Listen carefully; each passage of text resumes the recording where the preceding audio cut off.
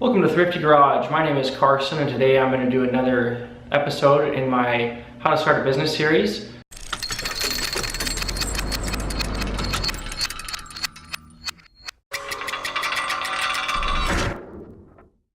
As you can see from the title, the content we'll be discussing in this video will be the selling the home process.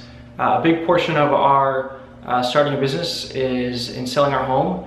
We bought our home about 4 years ago, a little over 4 years ago, and we bought it at the market low. I think there's a lot of factors in that, definitely some luck involved with buying it low, but that was a huge factor in making this business venture a success. So we bought it at a low and we sold at what I believe is quite possibly a high in the market. The market could certainly keep rising, but I don't think it's going to continue rising as steep as it has in the last 4 years. So that's certainly something to our advantage. Another thing to our advantage is we put in a lot of home improvements. When we bought the house, not only did we buy it low, but the home was also lower value than it could have been. We bought at the top end of our market with the range that we could afford, which meant that we couldn't have a brand new home or some of the luxury or convenience items that we would have liked. The home was very well kept. It was a 75-year-old home, and we actually bought it from the children of the original homeowners. So we were the second owners of this home essentially, and this couple actually was married and shortly thereafter purchased the home and lived in the home their entire lives. So we were really fortunate to that, and because it was the same owner that owned it the entire time, the home was very well kept. With that, however, the home was very dated and aged, and you could see that there had been multiple home renovations. So there were multiple layers, I believe upwards of 10 layers of wallpaper in the main living room, and we painstakingly took that off. I should say my wife did most of that.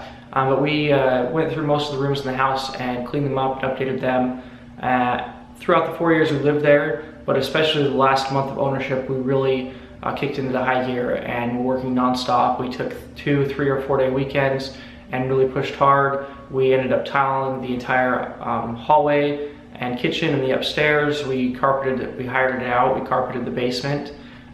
Previous to that, over the course of our ownership, we also completely remodeled one of the basement bedrooms. That room was very nice, as well as in the final month, my wife painted most of the downstairs and the hallways and the stairwells. So those little things made a huge difference. Another thing we did while we owned the home was we tiled the bathroom. It was a 4-bedroom, 1-bathroom house.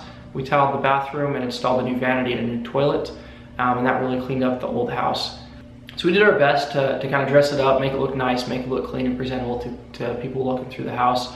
And personally, I believe, we probably put in $4,000 or $5,000 investment into those final months, but I believe it probably netted us about $20,000 to $25,000 as far as the value of the home and what it was appraised at and what we were able to sell it for. So we did come away from that sell with a pretty substantial nest egg, and that is what has enabled us to kick off our business. So we will be living off that income from that home purchase, as well as starting my own business. So there's a lot of expenses to take place, buying a truck, a trailer, and equipment. So that will quickly eat away at that equity that we pulled back out of that house.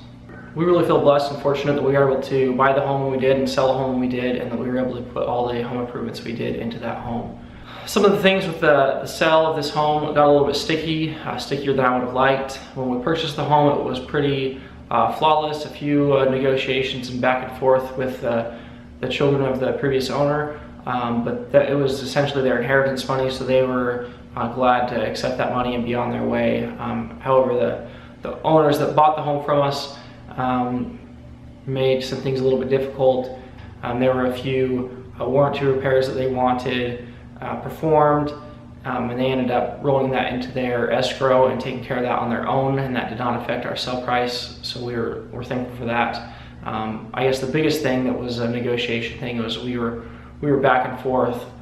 We had a set date for sell, and then it got pushed back about 2 weeks, and then it got pulled back forward about a week and a half. So luckily my wife was very prepared. We had packed up most of the boxes. They were all waiting in the garage, so within a 48-hour notice, we were literally packed up and out of the house, and the keys were in their hand. So a lot of chaos there.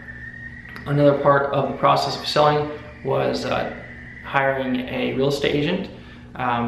when we bought the home, we looked at homes on Zillow and other apps and found agents that were associated with homes that we liked and just called them directly and looked at those homes directly.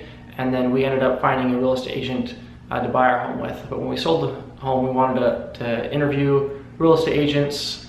After some research, we found that was a good idea to do that. We interviewed 2 agents. One agent's philosophy was come in, really market it heavy, pay a lot of money into marketing and list high and then sell quickly, was his strategy. So he was about $10,000 or $20,000 higher than what we sold for.